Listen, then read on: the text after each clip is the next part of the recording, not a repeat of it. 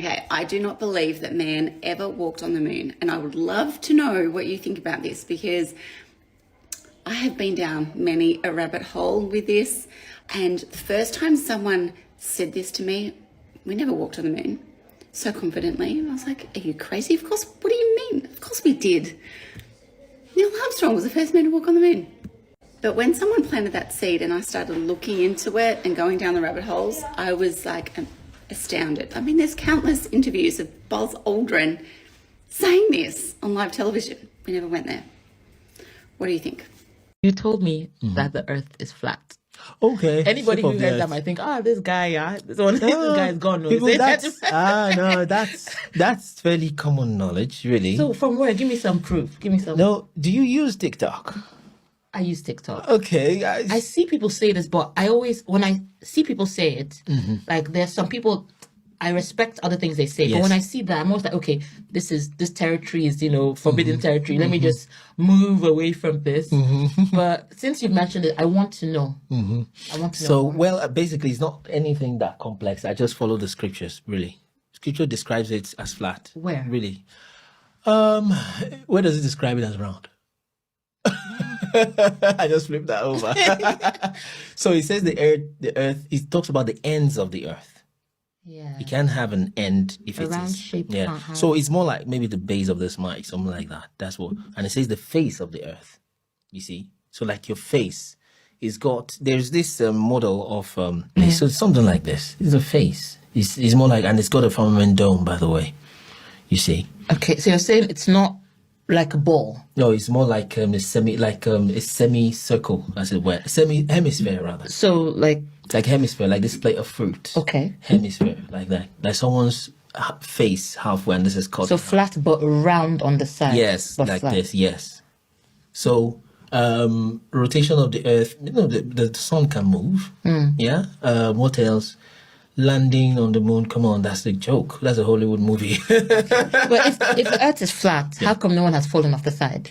No, there's a dome covering it, the way the scriptures describe it. It's in the book of Enoch. There's a dome covering it. Now that all of the suspicious inconsistencies about this Celebrity Blue Origin space mission are coming out, I think now is a perfect time to make a video about the moon landing, one of the most controversial subjects of our time. Because personally, I don't believe that we went for a dang second, but before you chalk me up as a crazy conspiracy theorist, let me point out all of the inconsistencies and points that brought me to this conclusion, because the truth really is stranger than fiction, and I have a lot to unfold, so stick with me until the end. And please watch with an open mind. So other than the fact that we haven't been back in over 50 years and we destroyed the technology and the original footage of the greatest achievement in American or human history, let's talk about the astronauts that walked on the moon themselves. First, we have Buzz Aldrin, who publicly stated not once but 3 times that we have not gone and that we did not go to the moon.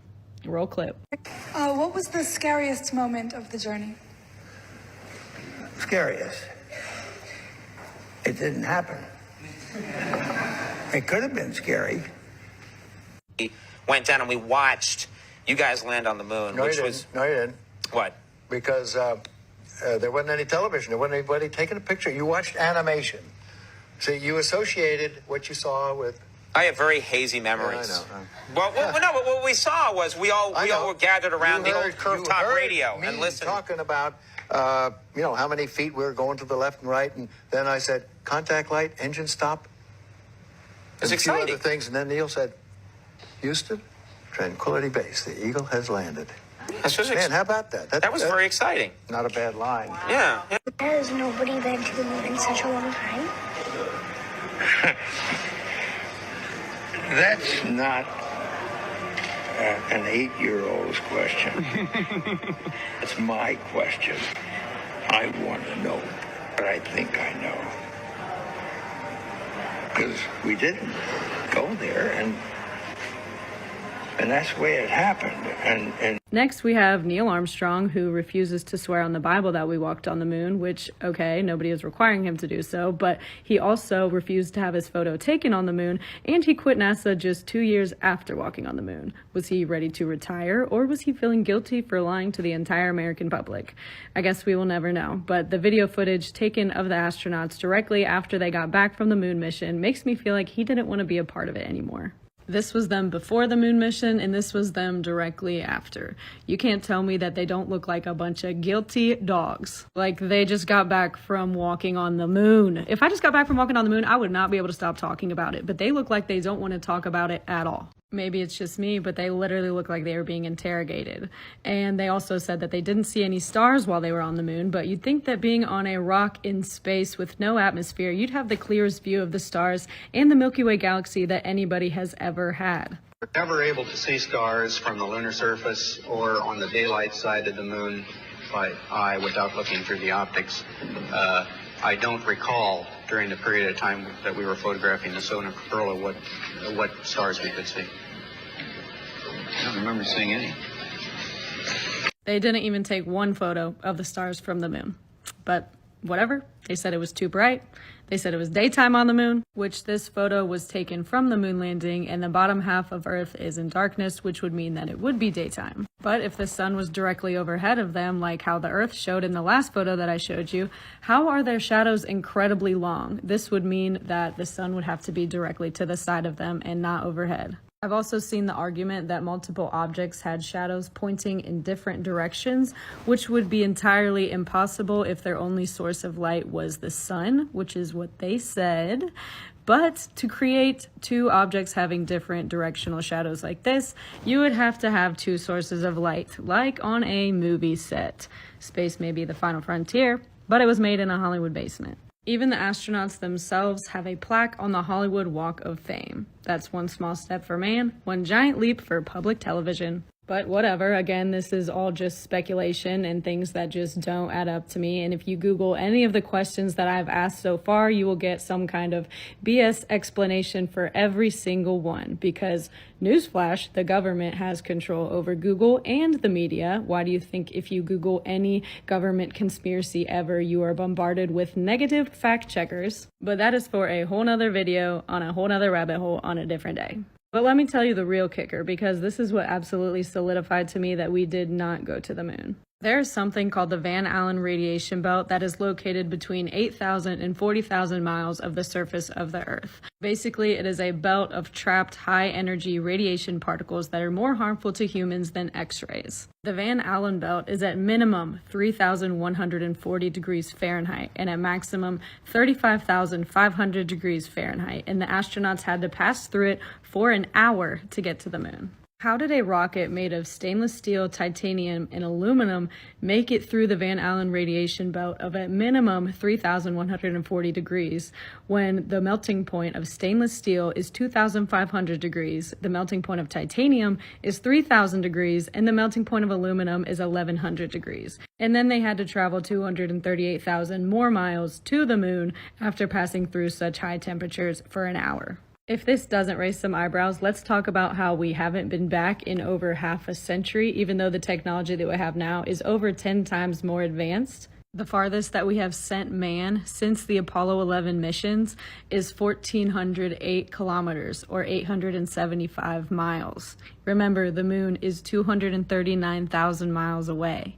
You're telling me that we went 273 times farther back in 1969? And we were able to land the module perfectly on the moon, even though NASA's Apollo guidance computer has less computing technology than a toaster and is less advanced than a pocket calculator. And President Nixon called the moon on a landline 239,000 miles away, even though I can't get service on a back road nowadays. And let's just watch the video of the Apollo 11 module taking off from the moon to head back to Earth. 3, 2, 1, ignition.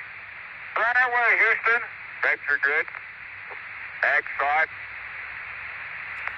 Besides the fact that that whole thing looks incredibly fake, at least to me, given the rainbow sparks that flew off of it as soon as it headed up, and it didn't even leave a crater or disturb any dust around it. How did the camera pan up and focus on the module after everybody had already left the moon? There was nobody operating the camera. You think they did that all the way from Earth back in 1969? And how did the footage get back to Earth after they recorded it on the moon? This was before the internet. This was 1969. And let's not forget that the module had to perfectly reconnect with the command module that had been revolving around the moon this entire time, and then head back through the Van Allen radiation belt. Hopefully this is enough for you to start asking questions, but if not, don't worry, I'm gonna keep going. This is a photo taken of the dark side of the moon that clearly shows the proportions of the moon compared to the Earth. The moon is allegedly 1/4 the size of Earth. If that image is true, how can this image also be true? If we were on the lunar surface, the Earth would appear huge. But given this photo, these proportions are absolutely not the same. Hopefully by now we know that NASA is no stranger to Photoshop, given that the man that creates the blue marble image, Robert Simmons, says that it is Photoshop because it has to be. It is Photoshopped, but But if you don't believe me and you don't believe him, let me show you some examples. This is the blue marble image from 2012. Take a good look at how big America is in this image. And this is the blue marble image from 2002. Same perspective, same angle, and America is 1/4 the size. Did America just quadruple in size over 10 years, or is this Photoshop? It's Photoshop. Here's another image that NASA put out, taken by the Galileo spacecraft. It's called the Family Portrait. It is supposed to be an accurate image, a realistic photo, literally taken by a spacecraft. You can see the proportions of the moon to the Earth. A moon is 1/4 the size. It's pretty close. But if that image is true, how can this image also be true? This was also put out by NASA. The moon is way smaller or way farther away. Either way, if this image is true, the image that I just showed you could not also be true. I'm just saying that with a $70 million a day budget, you'd think that they'd be able to produce more realistic and more proportionally accurate images, given that they do in fact use Photoshop. And if you still don't think they use Photoshop, let me prove it to you. And before you ask, yes, I do have too much time on my hands, but I am dedicated to exposing the truth because people deserve to know how deep the NASA lies go. If you look closely at the 2002 blue marble image that I just showed you, I've circled all of the identical Photoshop brushstrokes that would be literally impossible if these were real clouds. Let me zoom in and show you what I'm talking about. These are identical Photoshop brushstrokes. The two I've circled in yellow, and then the two I've circled in green are identical Photoshop brushstrokes as well. Same with these two, these two. These two are identical, these two. I can keep going. Pause and look into it more for yourself. Here's another screenshot of that same blue marble image where I've circled the identical Photoshop brushstrokes. I literally have a graphic design degree. This is Photoshop. All of these are identical. And if you still need some more proof, Google an image of a satellite. This is an accurate image put out by NASA of all of the space junk surrounding Earth. If there are thousands of pieces of space junk surrounding Earth, like in the image that I just showed you, that is accurate according to NASA, why is there no space junk or even stars in any image of a satellite if you Google them? I'll tell you why, because it's all fake. None of these are actually real. NASA means to deceive in Hebrew, and that is exactly what they are doing. Even the creator of the Saturn V rocket that took the Apollo 11 mission to the moon created multiple movies with Walt Disney about space exploration and space travel. He was literally the technical director of Walt Disney Studios. And he was HITLER's main rocket scientist, and we just trust this guy. Wernher von Braun was one of over 1,600 NAZI scientists / war criminals that were brought over to America to join the government during Operation Paperclip. These scientists essentially set the foundations for the CIA and NASA, which were both founded and began right after these scientists came over. And guess what happened immediately after the CIA was founded? Project MKUltra, where they experimented inhumanely on thousands of Americans without their consent or even knowledge because they wanted to learn how to control our mind.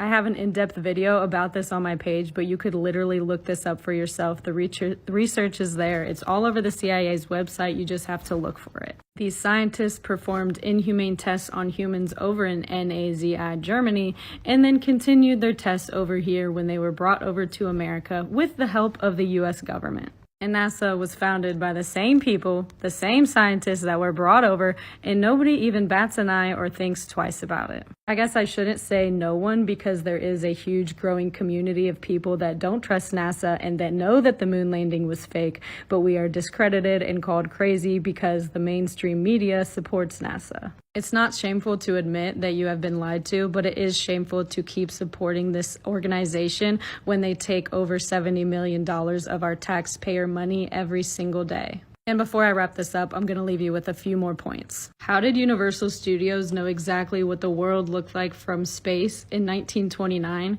if we didn't see the world from space until 1946?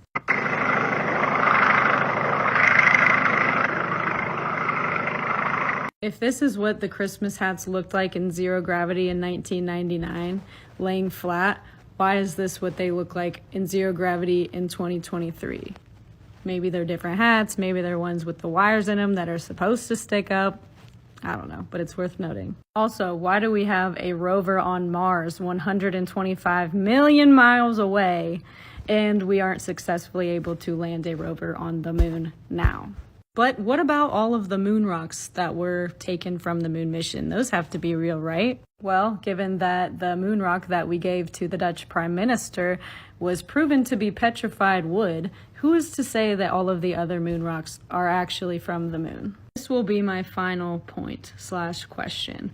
How did it take us 9 months to retrieve 2 stranded astronauts 260 miles above Earth's surface, but we went to the moon 239,000 miles away over 50 years ago? Hopefully this video was enough for you to start asking questions and doing your own research, but unfortunately I know I'll probably receive a ton of comments calling me stupid because I don't blindly trust NASA like the majority of the public. The Flat Earth map dates back over 1,000 years. This map is credited to being created by a Persian astronomer. His name was Al-Biruni and he lived between 973 AD to 1048 AD. It's the official map of the United Nations and also the United States Geological Survey. It used to be present in many places before the creation of NASA and the Antarctic Treaty in 1959. Here you see it with Admiral Byrd. This map has been restored by Dmitry from Russia with suggestions of mine, Eddie Alenkar. Known by my YouTube channel Flat Earth Banjo, I asked Dmitry to include the Bermuda Triangle and Point Nemo, a place deep in the Pacific where NASA buries rockets. Then Robert Tozzi, a professional mapmaker, came along and enhanced the map even more. There are many people now selling this map online, but if you could order it from my online store, I would greatly appreciate it. Visit my online store now and order one of the items. I humbly thank you.